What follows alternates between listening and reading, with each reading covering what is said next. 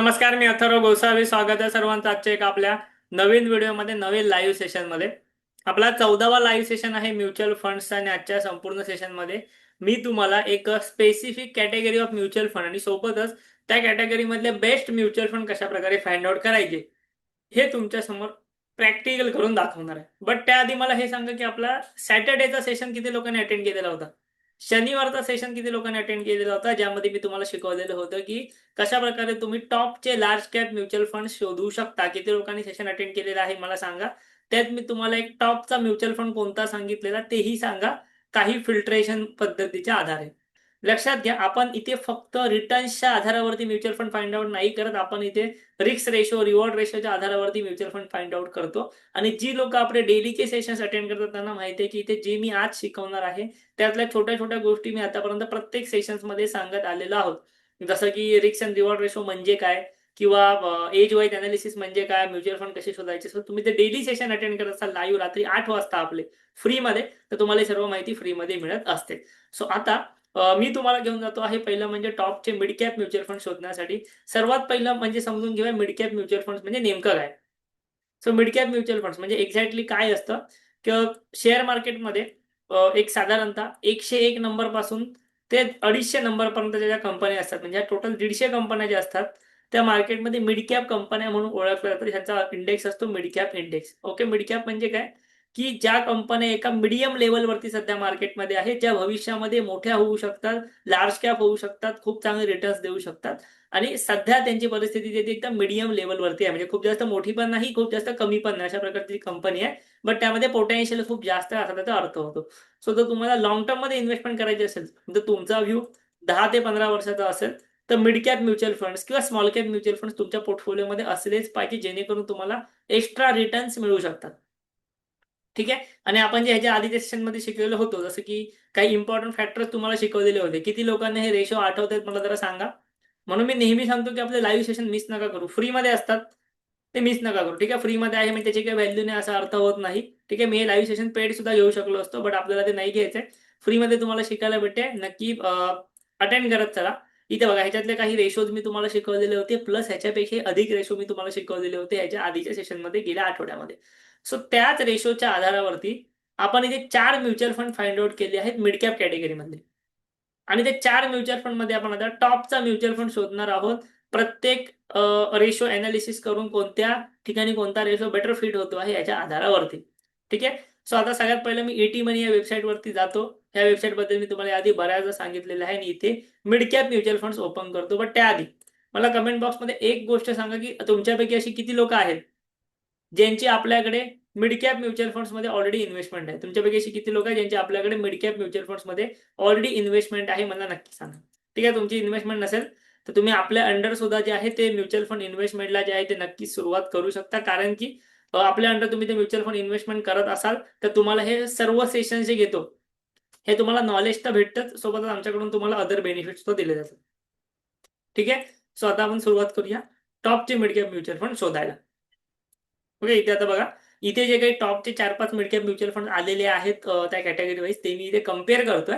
आणि कम्पेअर करून जे आहे, ठीक आहे, ते म्युच्युअल फंड ते कम्पेअर करून जे आहे ते आपण या ठिकाणी टॉपचे म्युच्युअल फंड जे असतात ते फाइंड आउट करण्याचा प्रयत्न करू. इथे आपल्याला या ठिकाणी काही पहिले म्हणजे म्युच्युअल फंड्स जे ते सिलेक्ट करावे लागतील त्यांच्या रिटर्न्सनुसार, किंवा त्यांचे जे काही इम्पॉर्टंट फॅक्टर्स असतात म्युच्युअल फंडमध्ये त्यानुसार.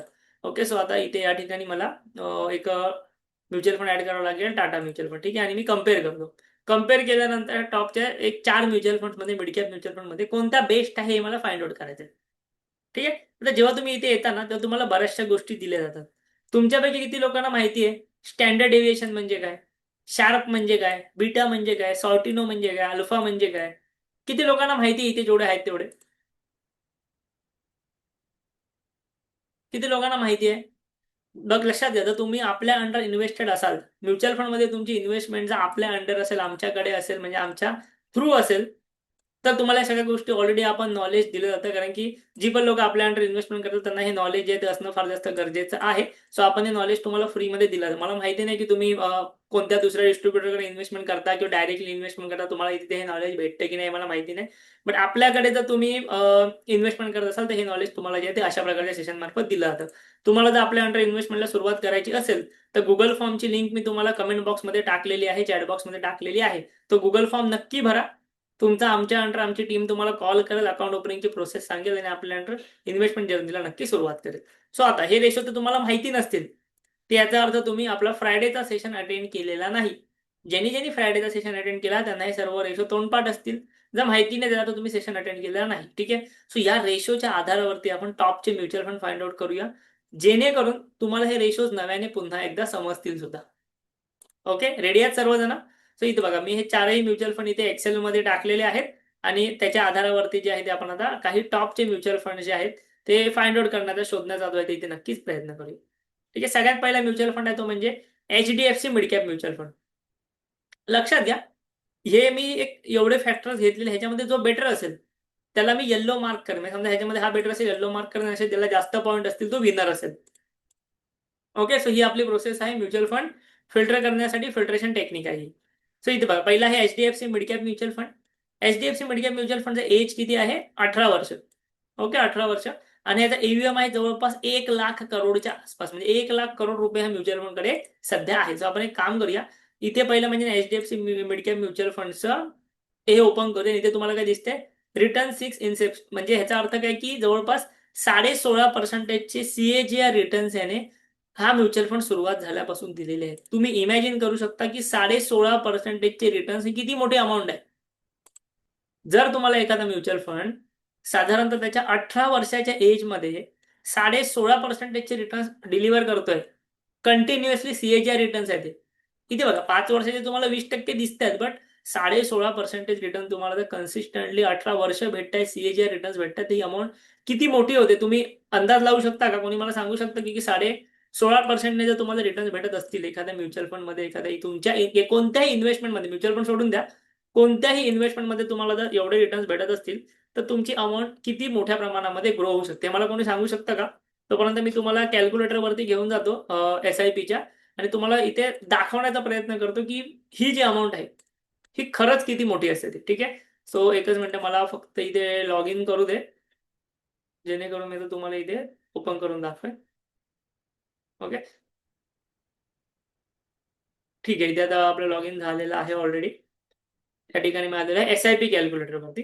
आणि इथे समजा एखाद्या व्यक्तीने साधारणतः 10,000 रुपये महिना SIP केली. आता इथे बरेच लोक असे असेल ज्यांची ऑलरेडी 10,000 पेक्षा जास्त SIP आपल्याकडे आहे. बट मी एक 10,000 फिगर घेऊन चालतो की तुम्ही 10,000 रुपये महिना SIP करू शकत असाल. या फंडचं एज आहे 18 वर्ष. तुम्ही ही SIP 18 वर्ष कंटिन्यू केली असती, फंडने तुम्हाला रिटर्न्स दिलेले आहे 16.5%चे, 16.6% CAGRचे. आणि टॉपअप वगैरे काही नको. तुमची अमाऊंट किती बनू शकते ते बघा, किंवा किती बनली आहे लोकांची अमाऊंट ते बघा. जवळपास तुमची इन्व्हेस्टेड अमाऊंट झालेली आहे 21 लाख रुपयांच्या आसपास, आणि 18 वर्षामध्ये ती अमाऊंट बनलेली आहे 1,35,00,000. म्हणजे तुम्ही करोडपती इथे होऊ शकला असता तर तुम्ही ह्या म्युच्युअल फंडमध्ये इन्व्हेस्टमेंट केली असती तर. आणि अशाच प्रकारे हे mutual fund CAGR returns deliver करतात. आता ह्याच्या आधी केलेले आहेत, म्हणजे ह्याच्यानंतर करणार नाही असं नाहीये, किंवा ह्याच्यानंतर सुद्धा असंच करणार असंही नाही. पण आपल्याला मार्केटवरती थोडासा ट्रस्ट ठेवून म्युच्युअल फंड कंपन्यांचा हिस्टॉरिकल डेटा बघून पुढे जायचं आहे. बरीचशी लोक विचारतात की बाबा, म्युच्युअल फंडमध्ये आतापर्यंत 15% रिटर्न भेटले, 16% भेटले, 20% भेटले, ह्याच्या पुढे भेटेल याची खात्री काय? बरोबर, ह्याच्या पुढे भेटेल याची खात्री काय? लक्षात घ्या, खात्री कशाचीच नाहीये. बट आपण म्युच्युअल फंड मध्ये जे पैसे टाकतोय ना, ते कोणती एक HDFC ही कंपनी चांगली आहे किंवा निपॉन ही कंपनी चांगली म्हणून पैसे नाही टाकत आहोत. म्युच्युअल फंड मध्ये तुम्ही पैसे जे टाकता ते तुमच्या इंडियामध्ये इन्व्हेस्ट केले जातात. इंडियामध्ये म्हणजे इंडियन कंपनीमध्ये, इंडियन इकॉनॉमीमध्ये, इंडियन स्टॉक मार्केटमध्ये इन्व्हेस्ट केले जातात. आणि सिंपल रूल आहे, एकदम सिंपल रूल असा की जर तुमच्या देशाची ग्रोथ होणार असेल, जर तुमच्या कंट्रीची ग्रोथ होणार असेल, तर तुम्ही त्यामध्ये लावलेला पैसा वाढणारच आहे. लक्षात घ्या, आपली कंट्री म्हणजे काही USA नाहीये किंवा जपान नाहीये जी कम्प्लिटली डेव्हलप आहे. एखादी कंट्री समजा कम्प्लिटली डेव्हलप असेल, जपान सारखं मार्केट आहे, कम्प्लिटली डेव्हलप आहे, तर आपण असं म्हणू शकतो की ते आता रिटर्न्सच नाही देणार. पण आपल्या कंट्रीला अजून डेव्हलप होण्यासाठी खूप जास्त स्कोप आहे. आणि जसं जसं इंडियामध्ये डेव्हलपमेंट होईल, लोकांचे पगार वाढतील, सॅलरी वाढतील, लाईफस्टाईल वाढेल, सो त्याप्रमाणे तुम्हाला रिटर्न्स जे आहेत ते भेटणार आहेतच. तुम्ही जर असं म्हणत असाल की आपल्या कंट्रीची डेव्हलपमेंट स्टॉप होईल किंवा डेव्हलपमेंट होणारच नाही, तर मग ऑब्व्हियसली तुम्ही म्युच्युअल फंडमध्ये इन्व्हेस्टमेंट करू नका. बट तुम्हाला जर वाटत असेल की येस अजून बरीच सारी डेव्हलपमेंट आहे, बरीच सारी डेव्हलपमेंट होऊ शकते, गेल्या 5 वर्षामध्ये काय झालेलं आहे, कोविड नंतर काय झालेलं आहे, याचं तुम्ही आजूबाजूला बघत असाल, तुम्हाला ट्रस्ट असेल, त्यानंतरच तुम्ही यामध्ये इन्व्हेस्टमेंट करू शकता. सो असं नाही की आधी रिटर्न्स भेटले मग पुढे कसे भेटणार. हे कम्प्लिटली डिपेंड आहे की कशा प्रकारे पैसे कुठे इन्व्हेस्ट केले गेलेले आहेत. ठीक आहे, हे पैसे इंडियामध्ये इन्व्हेस्ट केले गेले आहेत की बाहेर कुठे इन्व्हेस्ट केले गेले यावर पण डिपेंड. ठीक आहे, सो ह्या गोष्टी समजून घ्या. आता एचडीएफसी बघा, तुम्हाला मी सिंपल एक्झाम्पल दाखवलं, 16.5%ने एवढे तुमचे अमाऊंट येते इथे बनली असते. ठीक आहे, आता मी तुम्हाला single single mutual fund already explain नाही करणार आहे, आपण इथे थोडंसं फिल्ट्रेशन करणार आहोत. सो इथे बघूया, या सगळ्या फॅक्टरमध्ये सगळ्यात जास्त एज कोणाचं येते, Tata mid cap mutual fund. ठीक आहे, Tata mid cap mutual fund. आपण इथे ना करंटली एजवरनं म्हणजे फंडच्या एजवरनं पॉईंट्स नाही देणार आहोत, कारण की असं नाही की 31 वर्ष चालू असलेला म्युच्युअल फंड चांगला आणि 18 वर्ष चालू असलेला फालतू, असं नसतं. बट आपण एक इन्फॉर्मेशनसाठी हा डेटा घेतलेला आहे की कोणत्या म्युच्युअल फंडचा काय एज आहे, जेणेकरून तुम्हाला ट्रस्ट होईल की म्हणजे काही लोकांना एज पण इथे 31 इयर्स नसेल, 32 इयर्स नसेल, तेवढा ह्या म्युच्युअल फंडचा एज आहे. ठीक आहे, जेणेकरून आपल्याला समजेल की बाबा ह्या फंड मॅनेजर्सचा किंवा कंपन्यांचा एक्सपिरियन्स किती आपल्यापेक्षा खूप जास्त आहे. आपण तर मार्केटमध्ये 5-6 वर्षापासून आलेले असू, ह्या कंपन्या ह्या म्युच्युअल फंड 30-30 वर्षापासून मार्केटमध्ये, म्हणजे 30 वर्षामध्ये त्यांनी सगळं बघितलंय. त्यांनी मार्केटची रॅली पण बघितलेली आहे, मार्केट बॉटम करताना सुद्धा बघितलेलं. सो त्यानुसार सुद्धा ते तग धरून राहिलेले आहे. इथे बघा, ह्याचा ईव्हीएम वाईज पण आपण नंबर नका देऊ, आपण कन्सिडर करूया सीएजीआर रिटर्न्स वाईज. ठीक आहे, सो या सगळ्यामध्ये तुम्हाला सीएजीआर दिसतोय चांगला, एचडीएफसी आणि निपॉन ऑलमोस्ट सेम दिसतोय, 90.95 आणि 20 म्हणजे ऑलमोस्ट सेम दिसतोय. सो एक पॉईंट आपण ह्या दोन म्युच्युअल फंड्सना इथे देऊया की बाबा ह्या दोन म्युच्युअल फंड्सने रिटर्न्स गेल्या 5 वर्षामध्ये चांगले दिले. आता आपल्याला हवंय स्टार्टिंग पासूनचे रिटर्न. सो मी इथे निपॉनच्या म्युच्युअल फंड वरती, एचडीएफसीचे आपल्याला रिटर्न्स कळले स्टार्टिंग पासून 16.6. निपॉन वरती जातो. निपॉनचे रिटर्न्स तुम्ही बघाल तर तुमचे डोळे उघडेच्या उघडे राहतील. 21.56%चे returns Nippon mid cap mutual fund दिले. 21.56. आता हे जर मी तुम्हाला कॅल्क्युलेशन इथे 21.56 ने दाखवलं ना, तुम्हाला समजेल काय झालं असतं तुमच्या पैशासोबत. इथे बघा, 21.56 रिटर्न तुम्हाला भेटले असते. मी 18 वर्षच पकडले, एज म्युच्युअल फंड हे जास्त आहे. ठीक आहे, लक्षात घ्या 21.56 रिटर्न्स आहेत ना, त्याने गेल्या 30 वर्षापासून तो डिलिव्हर करतोय. असं नाही की गेल्या 2 वर्षात दिलंय, 1 वर्षात दिलंय. गेले 30 वर्ष निपॉनचा म्युच्युअल फंड 21.56 रिटर्न डिलिव्हर करतो सीएजीआर रिटर्न्स साठी. ठीक आहे, सो इथे बघ, मी 18 वर्षच पकडले कारण की मगाच्या कॅल्क्युलेशन प्रमाणे हे तुमचे पैसे झाले असते 2.6 करोड, 2.6 करोड रुपीज तुमचे झाले असते. आणि 30 वर्ष जर होल्ड केला असतात तर हा नंबर इथे कदाचित तुम्हाला रिअल वाटणार नाही, म्हणून मी 30 वर्ष घेत पण नाहीये. ठीक आहे, बट एवढा झाला असता सीएजीआर प्रमाणे, मी 18 वर्षात घेतोय. ओके, सो ते रिटर्न्स दिले. त्यानंतर थर्ड म्युच्युअल फंड आहे तो म्हणजे आयसीआयसीआयचा मिड कॅप म्युच्युअल फंड. आयसीआयसीआयचा मिड कॅप म्युच्युअल फंडचे रिटर्न्स आहे सुरुवातीपासून 17%. इथे तुम्हाला दिसते की 70%चे रिटर्न्स त्याने डिलिव्हर केलेले आहेत. आणि त्यानंतर फोर्थ आहे तो म्हणजे Tata mid cap mutual fund. ह्याचे रिटर्न्स आहेत जवळपास 13%, 12.78. म्हणजे आपण जे कॅल्क्युलेशन घेतो 12 पॉईंटच्या हिशोबाने ते ह्याचे तेवढ्याचे सुरुवातीपासूनचे रिटर्न्स आहेत. ठीक आहे, आता रिटर्न्स वाईज जर बघायला गेलात तर निपॉनने ह्याच्यामध्ये सगळ्यात चांगले रिटर्न्स दिलेले आहेत सुरुवातीपासून. क्लिअरली निपॉन विनर आहे. आता आता आपण येऊया काही इम्पॉर्टंट रेशोज करे, Sharpe ratio, Sortino ratio, standard deviation. Sharpe ratio म्हणजे काय, मी हे ऑलरेडी शिकवलंय. मी समजा कदाचित आता फास्ट गेलो तर तुम्हाला असं वाटेल मी फास्ट का सांगतोय, मी ऑलरेडी 3-4 सेशन पासून हे शिकवतोय. शार्प रेशो म्हणजे काय, जेवढी त्या म्युच्युअल फंडने रिस्क घेतली आहे त्याच्या तुलनेमध्ये रिटर्न्स किती देतो ह्याला म्हणतात शार्प रेशो. समजा एखाद्या म्युच्युअल फंडने रिस्क घेतलेली आहे, त्या तुलनेमध्ये रिटर्न्स पण जास्त भेटतात, तर शार्प रेशो जास्त असेल. सो नेहमी शार्प रेशो हा जास्त पाहिजे. शार्प रेशो जास्त कोणाचा आहे, शार्प रेशो जास्त आहे एचडीएफसीचा. म्हणजे हा म्युच्युअल फंड रिस्कच्या तुलनेमध्ये रिटर्न्स जास्त देतोय किंवा देऊ शकतो. सेकंड आहे सॉर्टिनो रेशो. सॉर्टिनो रेशो म्हणजे काय, डाऊन साइड रिस्कच्या तुलनेमध्ये रिटर्न्स किती आहेत. सो सॉर्टिनो रेशो सुद्धा नेहमी जास्त पाहिजे. लक्षात काय ठेवायचं, शार्प रेशो आणि सॉर्टिनो रेशो नेहमी जास्त पाहिजे. सॉर्टिनो रेशो जास्त आहे आयसीआयसीआय. ठीक आहे, म्हणजे डाऊन साइड रिस्कच्या तुलनेमध्ये खूप चांगले रिटर्न्स आहेत. बट तुम्ही जर इथे बघाल ना तर ऑलमोस्ट या तिघांचाही सॉर्टिनो रेशो खूप जास्त चांगला आहे. एचडीएफसी असेल, निपॉन असेल, आयसीआयसीआय असेल, ऑलमोस्ट सेम आहे. सो या तिघांनाही आपण क्लिअर इथे विनर टाकते. त्यानंतर आहे स्टँडर्ड डेव्हिएशन. स्टँडर्ड डेव्हिएशन म्हणजे काय, पुन्हा एकदा सांगतो, सर्व शिकवलंय मी. स्टँडर्ड डेव्हिएशन म्हणजे काय, व्होलॅटिलिटी. मार्केटमध्ये व्होलॅटिलिटी किती आहे. सो व्होलॅटिलिटी मार्केटमध्ये म्हणण्यापेक्षा त्या म्युच्युअल फंडमध्ये, सो ती व्होलॅटिलिटी कमी पाहिजे नेहमी. सो ती साधारणतः कमी आहे टाटा मिड कॅपची आणि एचडीएफसी मिड कॅपची. सो पण इथे आपण क्लिअरली एचडीएफसीला पॉईंट्स देऊया की मार्केटच्या हिशोबाने याची व्होलॅटिलिटी कमी आहे. बीटा. बीटा म्हणजे काय, की इंडेक्सच्या तुलनेमध्ये हा फंड किती व्होलॅटाईल आहे. बीटा सुद्धा कमी पाहिजे नेहमी. सो बीटा कमी कोणाचा आहे, कोणता टाटाचा आणि HDFC इथे पण आपण HDFC ला इथे क्लिअरली विनर देऊ शकतो. आणि थर्ड आहे तो म्हणजे अल्फा. अल्फा म्हणजे एक्सेस रिटर्न्स, म्हणजे त्याच्या बेंचमार्कच्या तुलनेमध्ये हा म्युच्युअल फंड किती एक्सेस रिटर्न्स देतो, किती जास्तीचे रिटर्न्स देतो, याला म्हणतात अल्फा. अल्फा नेहमी जास्त असावा. सो इथे परत एकदा HDFCचा अल्फा या ठिकाणी क्लिअरली जास्त आहे. याकडून तुम्हाला काय समजतंय? यावरून तुम्हाला समजतं की तुम्ही ते रिटर्न्सच्या बाबतीत बघायला गेलात ना, तर क्लिअरली तुम्हाला निपॉनचा मिड कॅप म्युच्युअल फंड, ज्याला निपॉन ग्रोथ फंड म्हणतात, तुम्ही हे नाव ऐकलं असेल, निपॉन ग्रोथ फंड, हा मिड कॅप फंडच आहे. हा क्लिअरली विनर आहे रिटर्न्सच्या बाबतीत. बट तुम्ही जर सर्व फॅक्टर कन्सिडर कराल, जसं की रिस्कचे फॅक्टर पण कन्सिडर कराल, सो त्यामध्ये तुम्हाला HDFC mid cap mutual fund तुम्हाला चांगल्या प्रकारे परफॉर्म करताना दिसतोय. सो मिड कॅप कॅटेगरीमध्ये हे 4 म्युच्युअल फंड जरी चांगले असले, तरी त्यातल्या त्यात तुम्हाला HDFC आणि निपॉन या दोनही AMCनी, दोनही कंपन्यांनी चांगले रिटर्न त्यांच्या मिड कॅप म्युच्युअल फंड्सने चांगले रिटर्न दिलेले आहेत.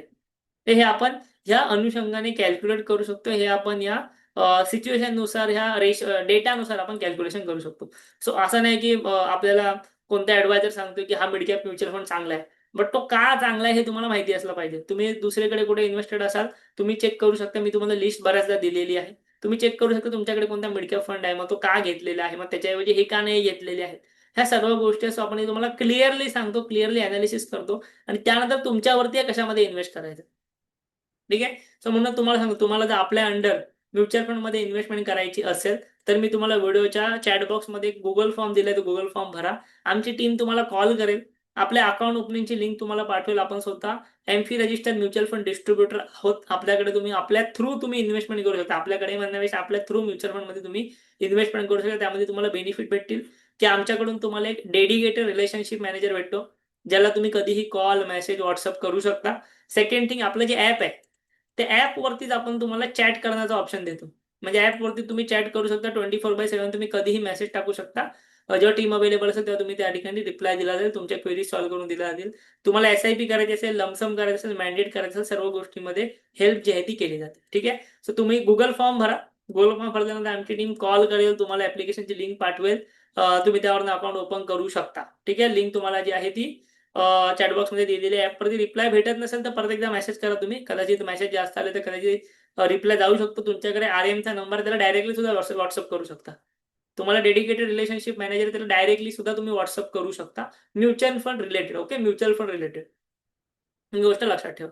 सो अशा प्रकारे तुम्ही टॉपचे म्युच्युअल फंड जे ते फाइंड आउट करू शकता. तुम्हाला जर म्युच्युअल फंड बद्दल अजून काही गोष्टी शिकायच्या असतील, तर जवळपास 150 पेक्षाही अधिक व्हिडिओज मी मराठीतनं बनवलेले आहेत. त्यासाठी आपल्या मराठी YouTube चॅनलची लिंक मी कमेंट बॉक्समध्ये देतो आहे. चॅट बॉक्स एकदा चेक करा.